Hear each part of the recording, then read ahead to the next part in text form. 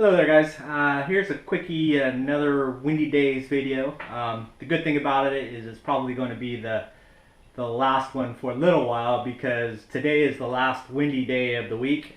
This is the day 7 of the 25 to 30 knot winds. So starting tomorrow it starts dropping off, so tomorrow will be just a slightly windy, getting better and better. And then Monday, Tuesday, Wednesday, Thursday-ish is going to be pretty flat calm, so it's going to be some offshore days. My buddy called me and he wants to catch some tuna, so I'll be going on his boat on Monday. But tomorrow I'm going to take the kayak and probably head out to the Gulf. I just want to do some recon stuff there and just make sure everything's working, so that on Tuesday I can start going offshore, be able to do that. And then somewhere in the when I get another day, I'd like to do another somewhat of an inshore, new to the Keys, catch a lot of fish techniques, which is going to be on the Atlantic side. And then I just need the winds and the current to be right to do it, but it'll be pretty fun to do, so one of those days will be like that. But otherwise, I'll fill this video out pretty quick.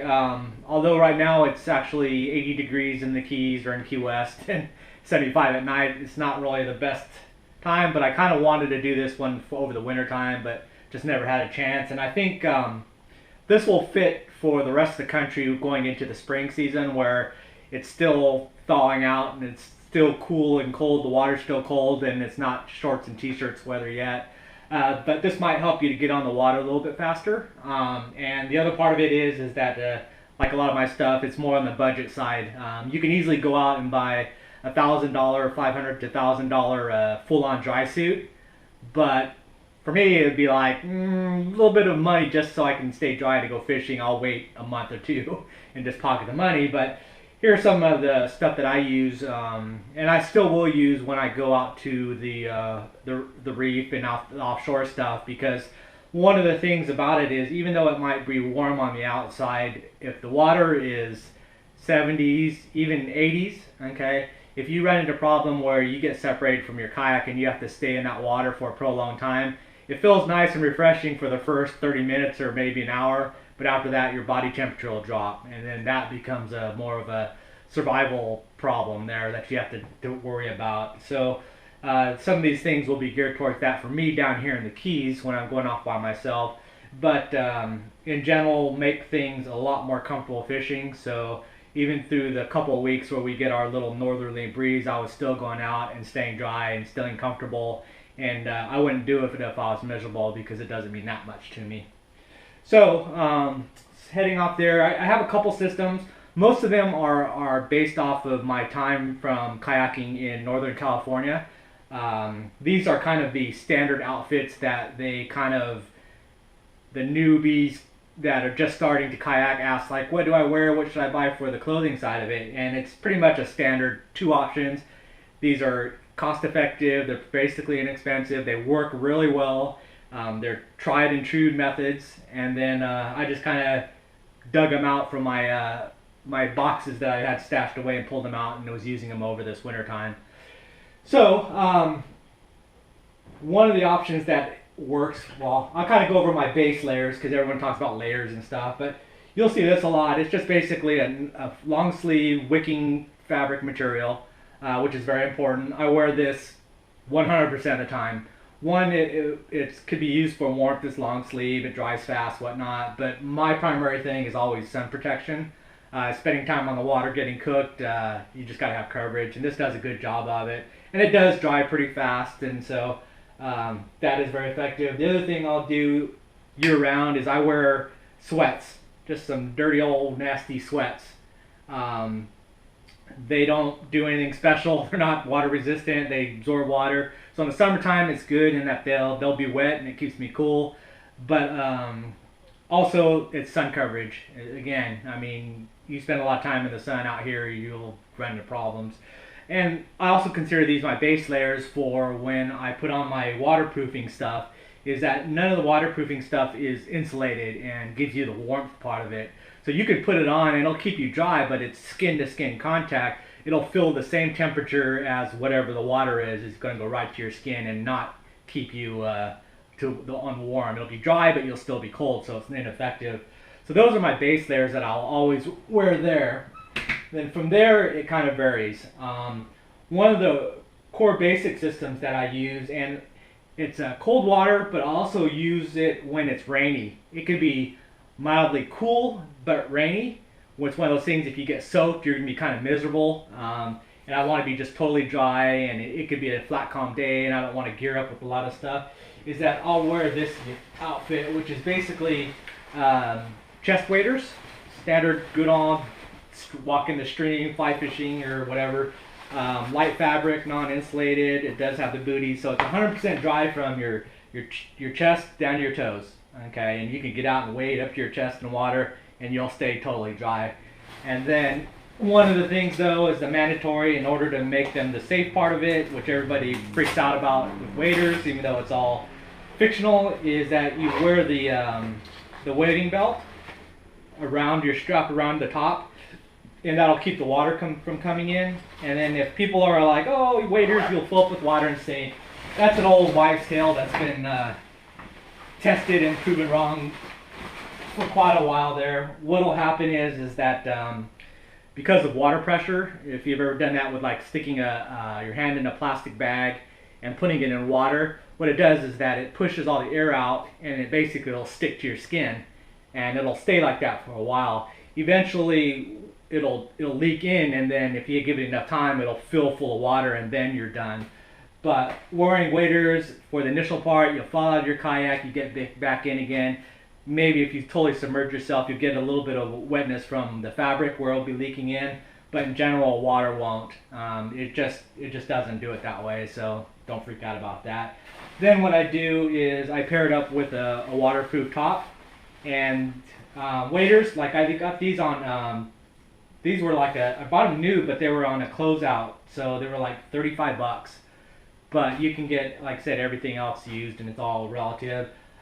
Just get the thin fabric one, because you could layer up for the warmth part of it rather than the other way. If you get the heavy one, then you're overly warm, and you can't really do much about that except sweat out and die. So, and the other one is just a standard waterproof rain jacket. And I got this one off of eBay, and they also sell them, I guess, in Costco. I just was reading reviews. I just wanted a quick dry jacket, waterproof, and all it is just a one layer of that waterproof material is all it is.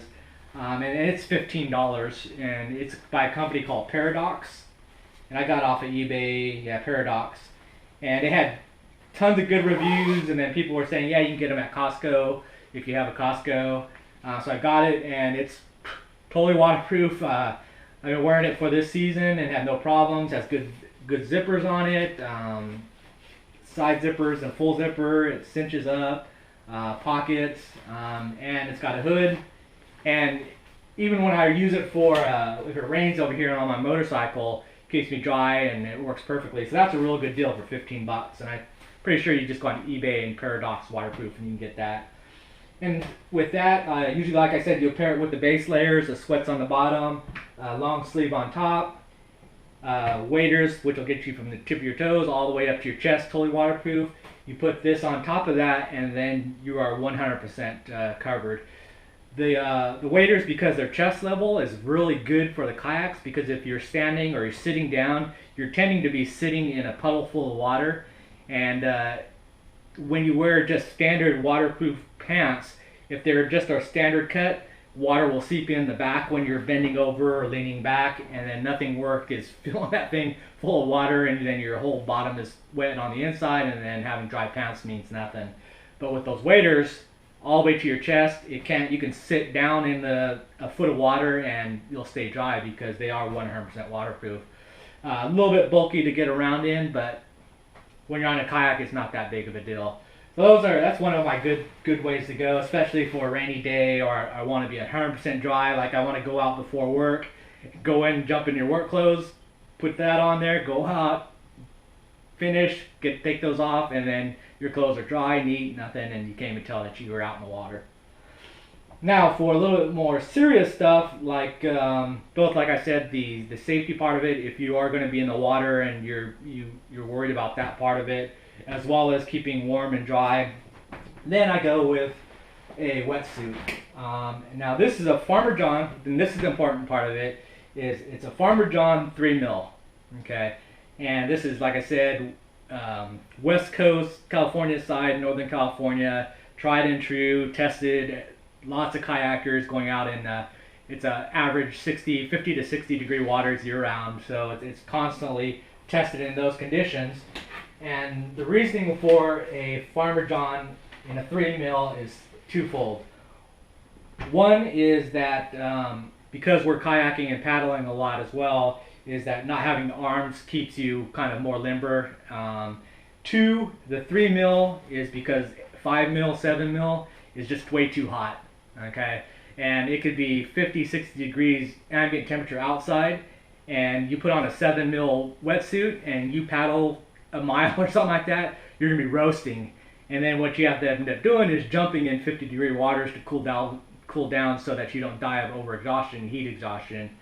So that's why the 3 mil, okay? It'll provide enough warmth if you do get dunked. It's not gonna help you if you're in 50 degree water for a day or something like that, but for a couple hours there, definitely fine. You go to 60, 70, 80 degrees and then it's fine and comfortable there.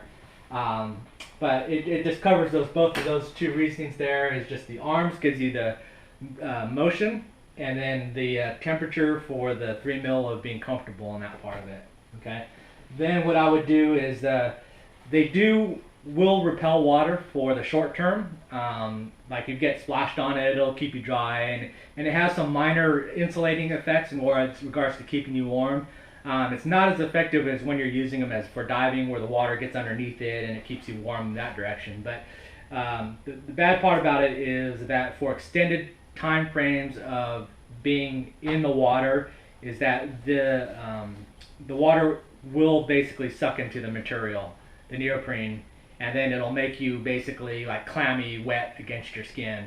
And then you add a little bit of a breeze, and then it'll do that cooling down sensation where it's like putting on a cooling pad on you, and that'll start dropping your temperature. So for short term, quick, you can just do a 3 mil and nothing else and be okay. But if you're getting a lot of splashdown and constantly wet and not having the ability to dry, like in the rain or something like that, it won't keep you warm in the longer time frame of the 5 or 6 hour kayak time frame. So you still would go to, is I use that as a base. Then I would go again with my sweats and my shirt, okay?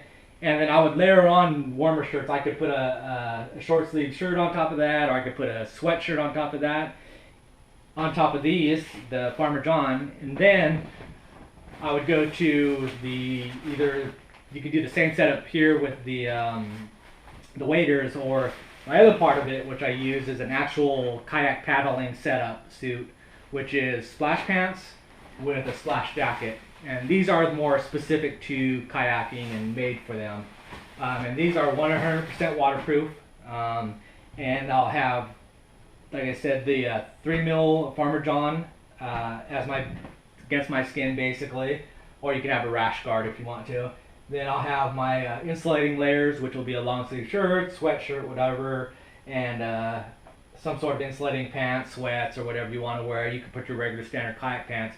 And these will stay dry because these are, again, 90-ish proof, waterproof. If you use them correctly, they're 100%, but I get leaks on them, so they're not as totally dry as the waders are.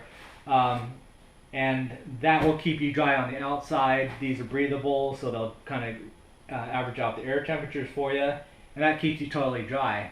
Okay. On these, I'll talk about specifically the two important things is having these neoprene waist guards, as well as neoprene or some sort of stretchy fabric that'll be waterproof, that'll seal this out. If you get the ones with the built-in booties like on the waders are, and the pants are 100% dry, that's great.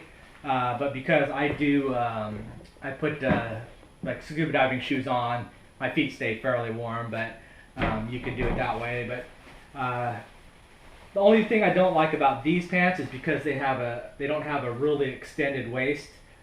So when I do sit back and I sit in a sump in my kayak and it's always full of water, is if I lean back or I do something wrong, or if my shirts come out of the pants, they'll get in the water and it basically drains right inside, and then the inside is wet. And that can be kind of annoying. especially when you stand up and you're fishing and then you sit back down, the pants kind of sag back down, and then you sit in the puddle of water and then it runs right in there, and oh, that's not good, and you're wet. But they make them with the real high, so it almost goes to the weight over the waist to above your stomach here, and it's a full elastic and it's got the straps. Those are the excellent ways to go. These are immersion. I got them on eBay for I think 50 bucks, and they go off for $100 new. I bought them new for 50. Somebody's just getting rid of them, but nice setup there. And then again a paddle jacket. What is this? This is the extra sport. Very important. The neoprene in the inside the sleeves. Okay. I have a problem with these being a regular sleeve. They keep you dry for water just pouring down on you. But I was having a problem is like when I would go to get bait out of my 5-gallon bucket, water, I'd stick it down into the water, or if I was reaching down in the water to get a fish, whatever, water would go there, then I'd lift my arm up, water would get into the elbow, then I would do something to grab a rod or whatnot, and then all that water that was puddled inside of it goes right down my arm, and I'm wet again and it starts getting cold. So not the greatest because of that, but with these they have the neoprene sleeves on it that keeps the water out. So I can put my arm down into the water and water won't come up the sleeve at all because of the neoprene. Same with the neck, it's got basically the neoprene as well, keeps you waterproof there. And as well as the bottom, it's got the waterproof fabric that even though this is the waist, this actually extends farther down so that you do have that coverage so it goes down farther. So this is what I was talking about, which would be better if it was on the pants and taller there. Okay. And so that's basically it. You just have to have the warming layers on against your skin and whatnot, and it could be the wicking kind to keep you from being sweaty and wet. And then you'll have, that gives you the warmth, and then you'll have the shell part of it, that's the waterproof, that keeps the water off of you and keeps you dry, which means you're able to control your temperature easier because it's just like walking around and not having to worry about it. Then for shoes, this is what I wear pretty much all the time. These are just specifically for my waders because they're a little bit oversized because of the neoprene booties on the waders. They fit in there, and this is basically my fly fishing outfit I had there, so that's why I've got those. But otherwise, these are just some ankle length 3 mil wading shoes, diving / wading shoes. I would actually go to a 7 millimeter, get a thicker one, based on the fact that your feet get cold pretty quickly. So it's kind of good to have that extra insurance to have more thicker coverage there, and probably maybe go to the full-on ankle would be good. But these work fine. They're slip-on. They work really good because they're in the summertime. They're just slip-on and go, and good traction, and I don't have to worry about when I go wading and so forth. And that's basically it. So like, yeah, some of the stuff costs a bit. I think find stuff used, Craigslist, eBay's really good. Get some used stuff. Just get that kind of waterproofing layer, and then you can kind of go out in 50-degree weather and be good to go. Below that, you might have to spend the $500,000 and get a full-on dry suit and all those fixings and stuff. But to each his own, to what you got, and that's about it. So hopefully you enjoyed that last Windy Days video for a while. I don't have a lot more of them to go anyways, but hopefully the next videos will be about fishing, or catching fish, or going out fishing. Anyways, thank you.